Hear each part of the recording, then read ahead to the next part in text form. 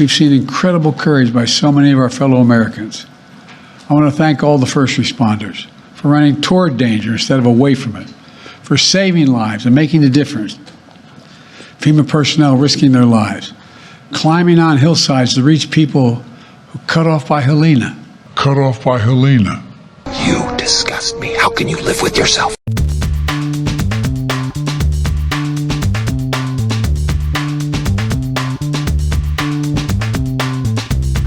I'm grieving after the aftermath of the tornadoes, brutal wind, record downpours, and historic flooding. I must have spoken in the last 3 days to 50 to 75 members of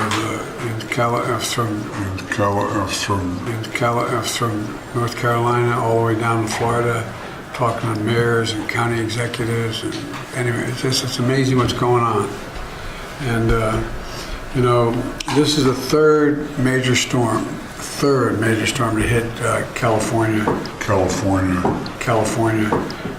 Florida in 3 months. You're a f***ing disgrace!